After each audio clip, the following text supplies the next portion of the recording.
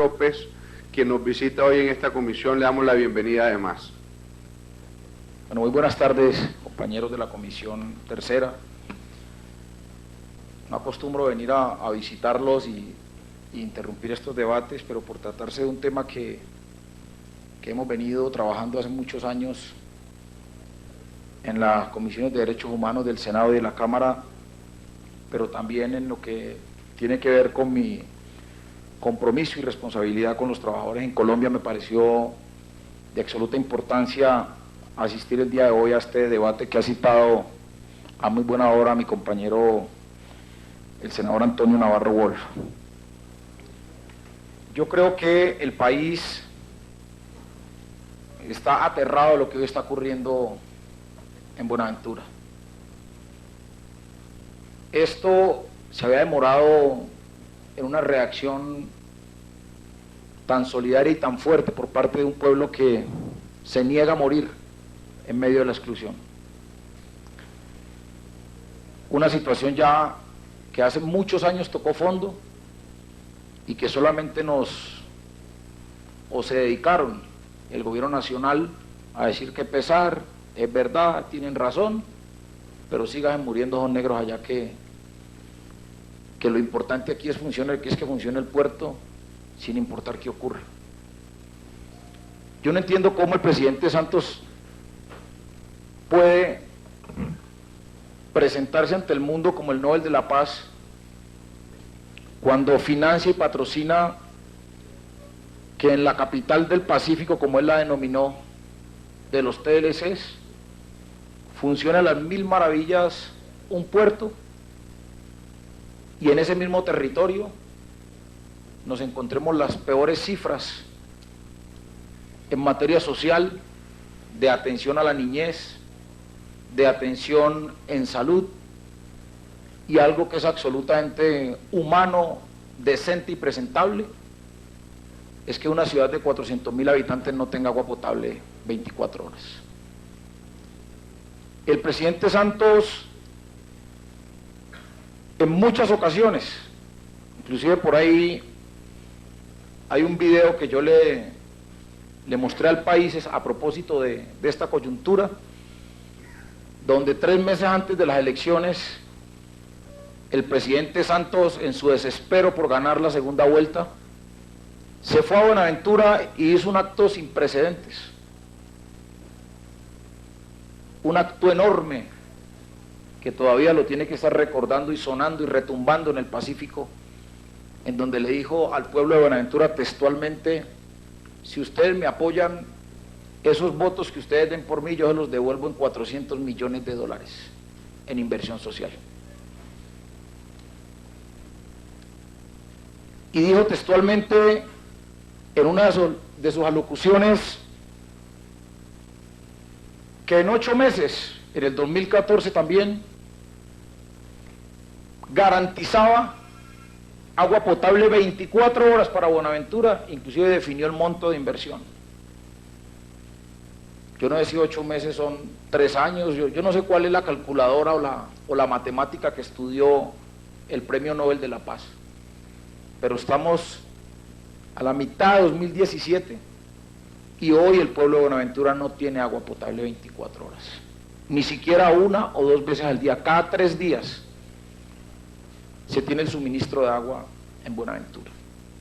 Y peor aún, no tienen hospital público de tercer nivel, como lo manda la OCDE, si nos queremos aplicar las normas de la OCDE, o como lo manda Naciones Unidas en términos de lo que exige a los estados para darle los paz y salvos, para declarar los estados democráticos.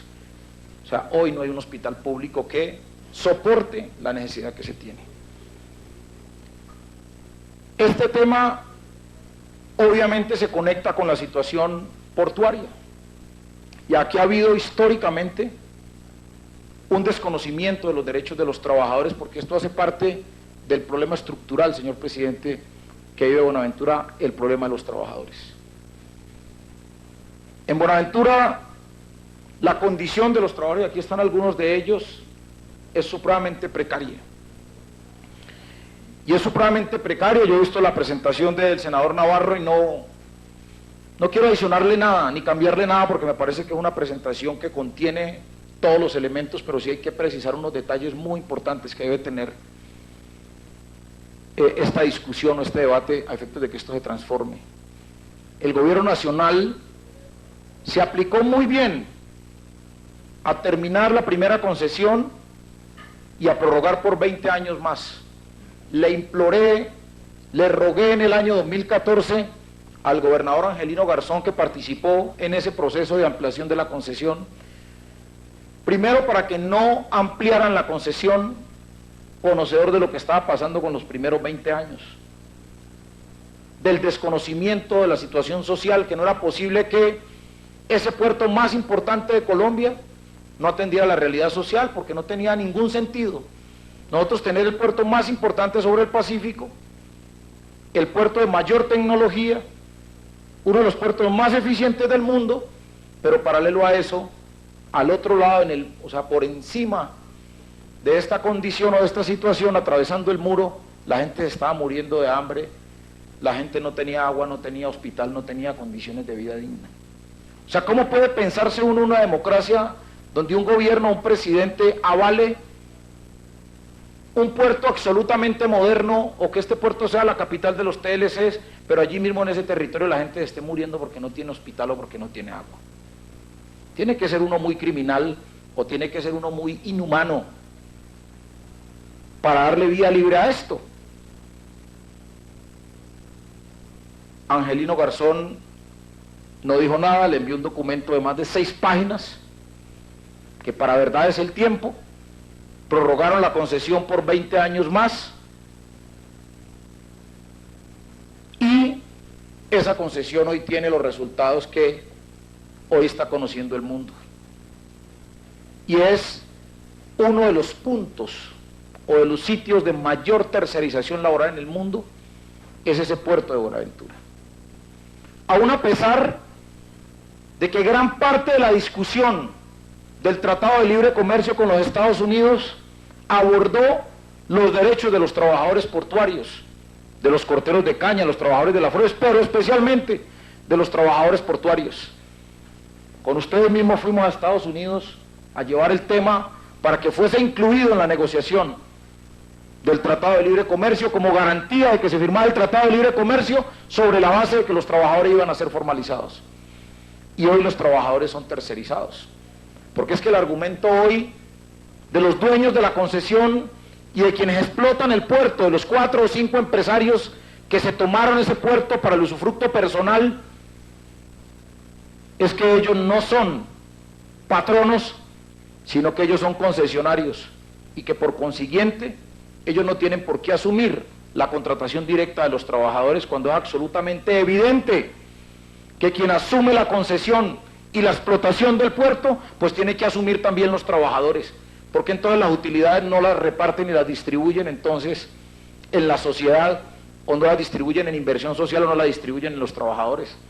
Porque a la hora de responder por los derechos de los trabajadores dicen, no, nosotros con los trabajadores no tenemos nada que ver, pero sí con las utilidades y la explotación del puerto. ¿Por qué los trabajadores no son parte integral del desarrollo portuario en este país? Porque no solamente esto ocurre en Buenaventura, sino que ocurre en todos los puertos de Colombia. La misma situación de tercerización y de esclavismo laboral. Las cosas han cambiado un poco, pero desde que empezamos estos debates los trabajadores duraban 2 y 3 días. Una semana, senador Navarro, en el complejo portuario, esperando que llegaran los buques para ellos descargar, y salían a la semana con 80.000 y con 100.000 pesos, sin ningún tipo de seguridad social. Y aquí es donde entra a jugar el papel que ha jugado el Ministerio del Trabajo frente a estos temas. El Ministerio del Trabajo ha actuado, pero no ha actuado con la contundencia que se requiere. El Ministerio del Trabajo ha hecho cosas y ha aplicado sanciones, pero ¿qué ha pasado? Las empresas que son sancionadas con este reporte que usted tiene aquí, una vez son sancionadas, liquidan la personería jurídica y van y abren otra empresa con otro nombre y otra denominación, y se burlan no solamente del Estado, del Ministerio del Trabajo, sino que se burlan también de los trabajadores. Así que este mecanismo sancionatorio que se tiene hoy no es el más conveniente, ni tampoco el mecanismo de contratación, senador Navarro. Porque la contratación debe ser directa con el desarrollo portuario. O sentemos a los empresarios aquí y preguntémosle si ellos no tienen nada que ver con los trabajadores. ¿Qué pasa entonces si hoy retiramos a todos los trabajadores del puerto a ver si le entra plata o le entra recursos o entra mercancía o se mueve ese puerto? Saquemos los trabajadores de la concesión a todos. A ver si sigue la dinámica portuaria en este país y sigue saliendo y entrando la carga por ese puerto. Pues claro que no. Así que desde la perspectiva de lo que significa la aplicación de la ley 1429 y la aplicación de la ley 1610, la concesión portuaria está violando nuestro ordenamiento en materia laboral, señora ministra del Trabajo. Doctora Griselda, a quien saludo, a quien conozco por ser vallecaucana y además fue mi compañera en la Cámara de Representantes, usted conoce este tema como cualquiera, como el que más.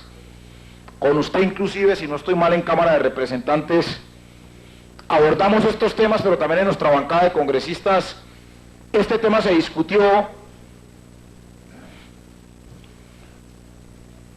Este tema se discutió en muchas ocasiones en la bancada en la cual usted participaba, así que usted conoce este tema en detalle. Y yo creo que aquí también hay que frentear a los empresarios, porque aquí los empresarios van de agache. Nosotros tenemos un reporte de más de 60 trabajadores que murieron en accidentes de trabajo en el complejo portuario. ¿Y dónde está la sanción penal y la sanción disciplinaria para el concesionario portuario?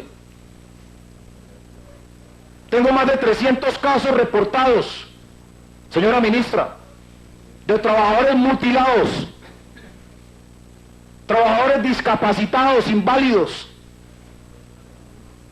que están hoy muriendo en sus casas sin ningún tipo de ingreso, porque eran trabajadores que no tenían contrato laboral y eran trabajadores no formalizados, y son personas que hoy están en el mundo de la discapacidad y en el mundo de la invisibilidad. ¿Dónde están las sanciones para el complejo portuario?